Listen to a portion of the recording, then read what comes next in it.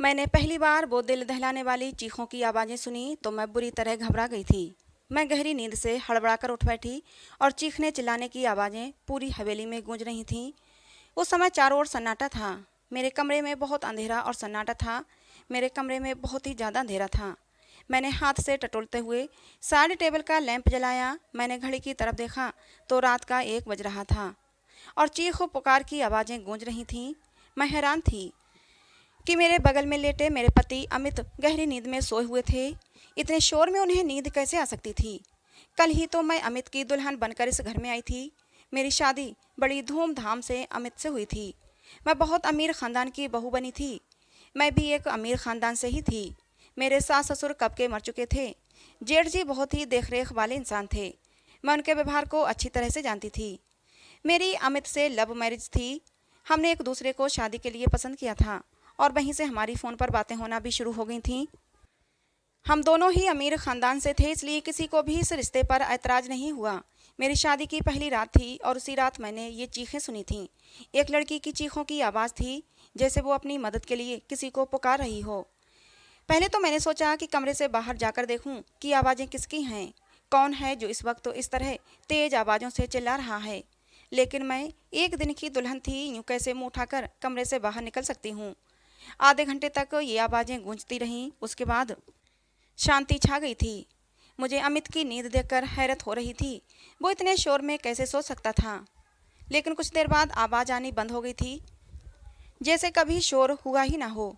मैं दोबारा से लेट गई और अब मेरी आंखों से नींद कोसों दूर जा चुकी थी। मेरा दिमाग बार बार उस चिल्लाने वाली लड़की की तरफ जा रहा था। कौन थी वो, और वो ऐसे क्यों चिल्ला रही थी, और उसकी आवाज़ पर सब लोग खामोश क्यों थे? वरना एक हलचल सी मच जाना चाहिए थी। फिर मुझे कुछ डर सा महसूस होने लगा था, क्योंकि जहाँ ये हवेली बनी हुई थी वहाँ आसपास केवल जंगल थे। गांव तो 3-4 मील की दूरी पर थे। मैं कुछ दिनों के लिए गांव आई थी, क्योंकि मुझे रहना तो शहर में ही था। शादी से पहले मेरी ये बात तय हुई थी और शहर में भी लोगों का बंगला बहुत खूबसूरत बना हुआ था और हवेली इतनी बड़ी थी कि न जाने कितने कमरे इसमें बने हुए थे। यहाँ का बगीचा भी बहुत बड़ा बना हुआ था। मुझे तो इस हवेली में घुसते ही किसी महल जैसा लगने लगा था। मैंने बस थोड़ी सी नज़र डाली थी, लेकिन यहाँ की अमीरी देखकर मेरी आंखें चौंधिया सी गई थीं। मेरा कमरा फूलों और कैंडल से सजाया गया था। मैं खुद पर जितना भी गुरूर करती उतना ही कम था। हम दोनों को देखकर सब दिया बाती की जोड़ी कहते थे, मगर आज की रात जो कुछ मैंने सुना था, मेरे दिमाग ने काम करना बंद कर दिया था। न जाने कब सोचते सोचते मैं फिर से नींद की वादियों में खो चुकी थी। सुबह अमित तो प्यारी सी मुस्कान लिए मुझे जगा रहा था। कहने लगा, उठ जाइए मैडम जी, ये दिल्ली नहीं है जो आराम से चादर तान कर सोई रहोगी। मैंने धीरे धीरे आंखें खोली तो वो उठ चुका था। अमित बिस्तर से उठकर अपने कपड़े निकाल रहा था। मुझसे कहने लगा कि तुम्हारा सामान ड्रेसिंग रूम में पड़ा है, वही पहनना है। वो मुझसे कहकर वॉशरूम में चला गया। मैं बेड से उठकर बैठ गई। पहले तो मुझे ऐसा लगा कि रात वाली बात शायद मेरा कोई वहम था।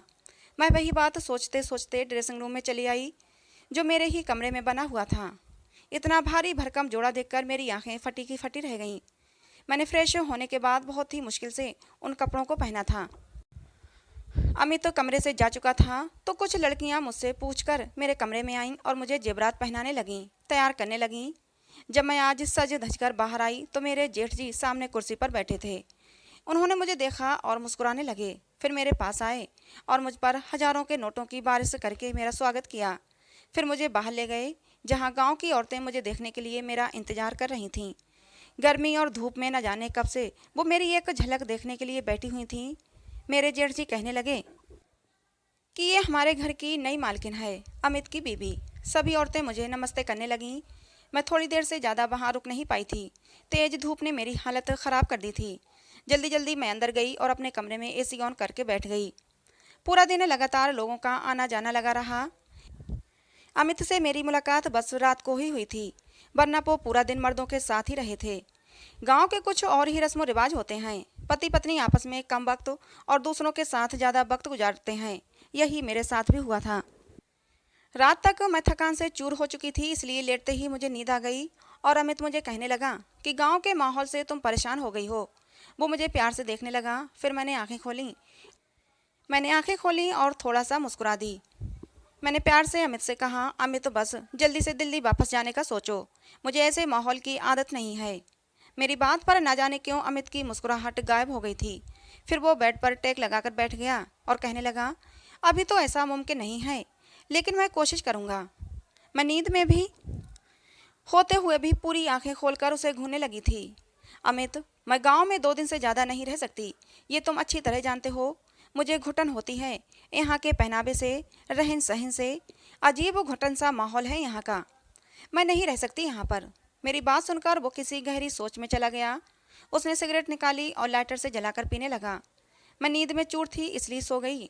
रात को फिर से मेरी आंखें शोर से खुली थीं। वही लड़की की चीख पुकार, अपने बचाव के लिए मदद मांगती हुई आवाज़ें। मैं तुरंत उठकर बैठी और अमित को भी जगा दिया।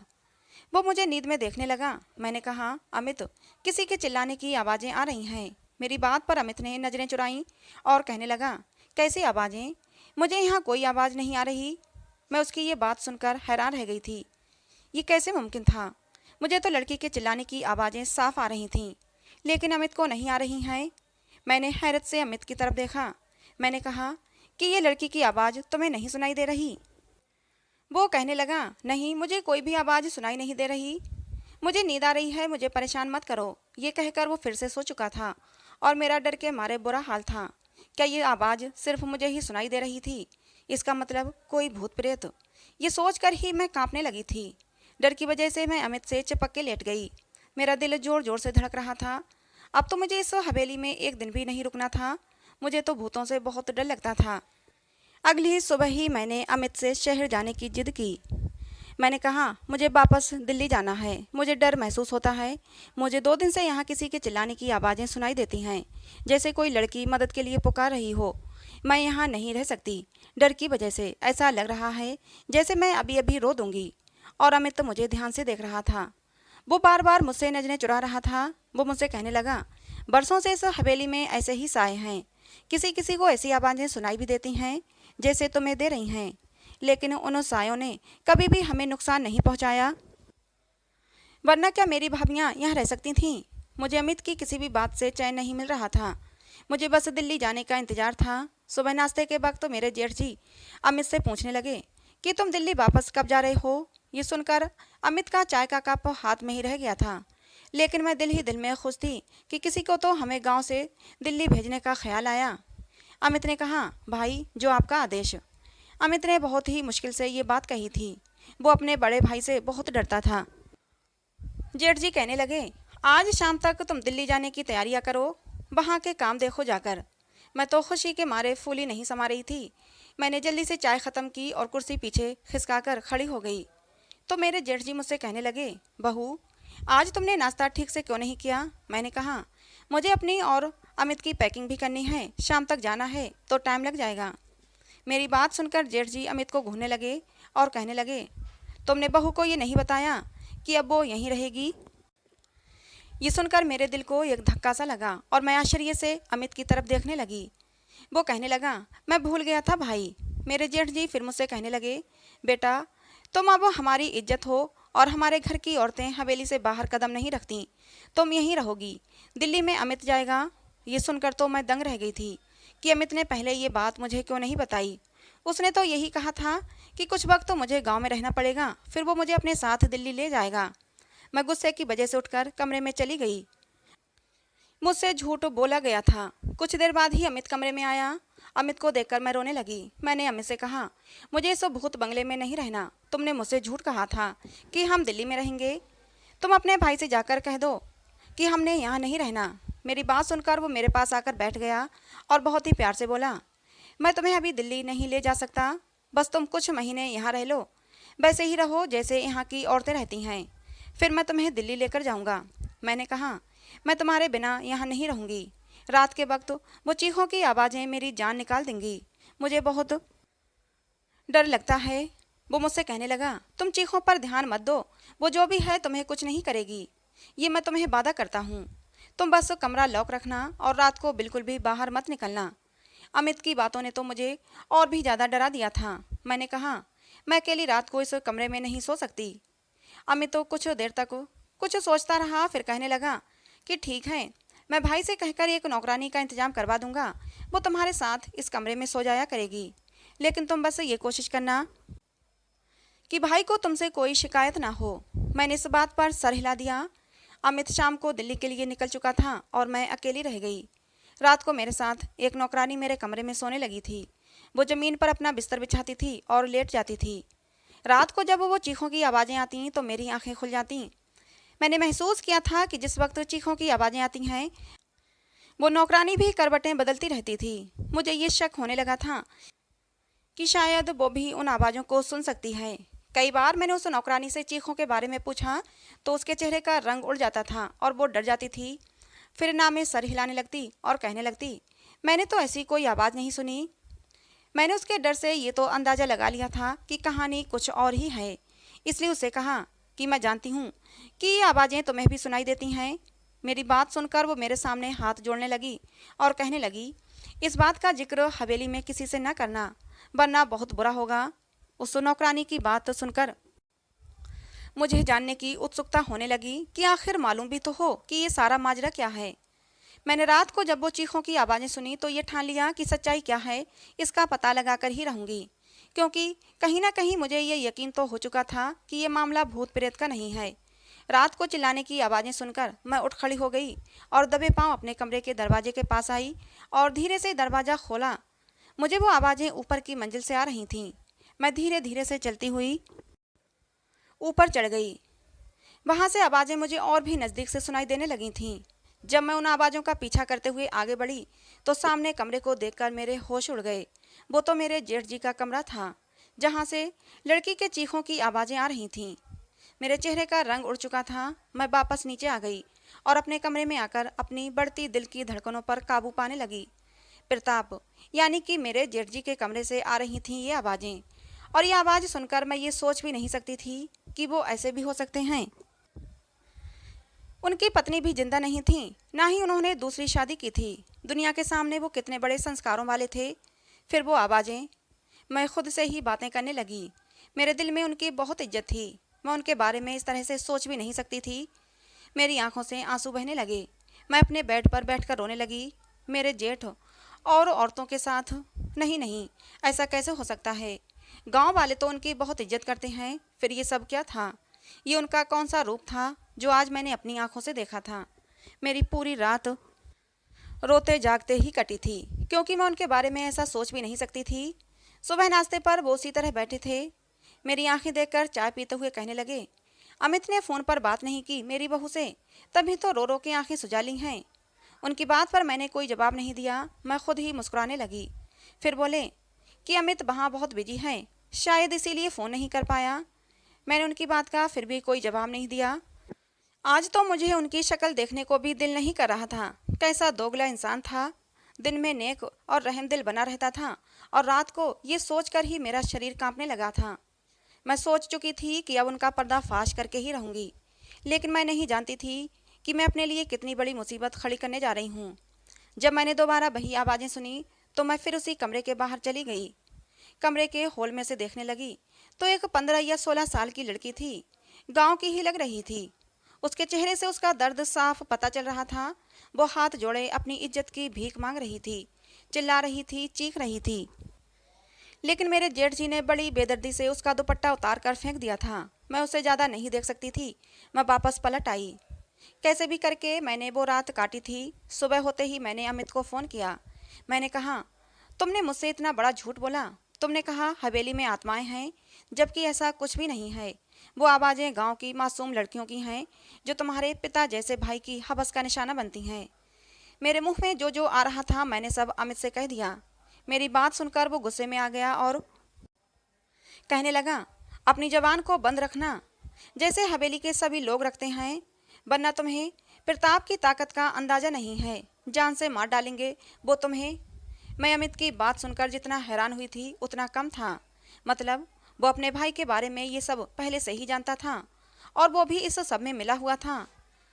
मैंने फ़ोन बंद कर दिया। बुराई होता देखकर मैं इसे चुप नहीं रह सकती थी। मुझे बस एक सबूत चाहिए था, क्योंकि यहाँ ऐसा कोई भी नहीं था जो मेरे जेठ प्रताप के खिलाफ एक लफ्ज़ भी बोलता। इसीलिए मैंने रात होने से पहले ही बीमारी का बहाना बनाया और अपना कमरा लॉक करके अपने कमरे में बंद हो गई। मैं जानती थी कि प्रताप ऊपर कब जाता है, इसीलिए मैंने अपनी पिछली खिड़की से बाहर निकली और पाइपलाइन के सहारे ऊपर की तरफ पहुंच गई। प्रताप के कमरे के बाहर की खिड़की उस वक्त खुली हुई थी। मैं उस खिड़की के जरिए उस कमरे में पहुंच गई और उस कमरे को देखकर मैं हैरान रह गई। उस कमरे को किसी दुल्हन की तरह सजाया गया था। मैं उसी खिड़की के पास एक कोने में छिप गई। रात 1 बजे प्रताप उस कमरे में आया और सामने सोफे पर बैठ गया। कुछ देर बाद उसका नौकर शराब की बोतल लेकर आया और सामने टेबल पर रख दिया। मैंने अपने मोबाइल का कैमरा ऑन कर दिया था। कुछ देर बाद एक सुंदर कम उम्र मासूम सी लड़की उस कमरे में आई। वो चिल्ला रही थी, बार बार ये कह रही थी कि उसे उसके घर वालों के पास जाना है। वो नौकर उस लड़की को कमरे के अंदर धकेल कर कमरा बंद करके चला गया था। प्रताप एकदम आराम से सोफे पर बैठा हुआ उस लड़की की बेबसी का तमाशा देख रहा था, जो बहुत ज्यादा रो रही थी, दरवाजा पीट रही थी, अपने बचाव के लिए मदद मांग रही थी, जिसकी चीखों पुकार हवेली की बेजान दीवारों में गूंज रही थीं। वहां के लोग इस जुल्म पर बिल्कुल खामोश थे। वो लड़की जब दरवाजा बजा बजा कर थक गई तो प्रताप के पास आकर हाथ जोड़ने लगी, कहने लगी, प्रताप साहब मुझे छोड़ दो, मुझे जाने दो, मैं तुम्हारी बेटी की उम्र की हूँ, मुझ पर तरस खाओ। उसकी बात सुनकर मेरा जेठ गुस्से से उठा और उसके बाल पकड़कर कहर भरी नजरों से देखते हुए बोला, तेरी इतनी हिम्मत कि तू मेरे सामने अपनी जुबान चलाए? तुझे तो मैं अभी बताता हूँ कि मेरे सामने जुबान चलाने वालों का मैं क्या अंजाम करता हूँ। ये कहकर उसने उस लड़की को बड़ी जोर से जमीन पर पटक दिया। वो लड़की दर्द से बिलबिला उठी थी और मैं ये सब नहीं देख पा रही थी। न जाने कैसे मैंने खुद को काबू में किया हुआ था। वहां खड़ी ये सब देख रही थी कि फिर मेरे जेठ ने उस लड़की को पकड़कर बिस्तर पर पटका और अपना सिगरेट जलाकर जैसे ही उस लड़की के चेहरे पर लगाया तो उस लड़की की चीखों के साथ साथ मेरी भी चीखें निकल गईं। प्रताप तुरंत ही वहां से पीछे हटा। मेरी चीख सुनकर वो समझ गया था कि कमरे में उस लड़की के अलावा भी कोई और है। इससे पहले कि वो मुझे ढूंढता मैं उसी खिड़की से बाहर निकल गई, लेकिन शायद वो मुझे देख चुका था, क्योंकि मैं कोई प्रोफेशनल जासूस तो थी नहीं, एक आम सी लड़की थी। मैं जिस रास्ते से आई थी उसी रास्ते से नीचे उतर गई, लेकिन अपने कमरे के बजाय हवेली के पीछे चली गई। मैं वहीं जाकर छुप गई। मुझे पूरी हवेली में एक हलचल सी महसूस हुई। बहुत ही तेज कदमों की आवाज़ें सुनाई दी। मैं एक घनी झाड़ी में छुप गई थी। बहुत से नौकर टॉर्च जलाकर मुझे ढूंढ रहे थे।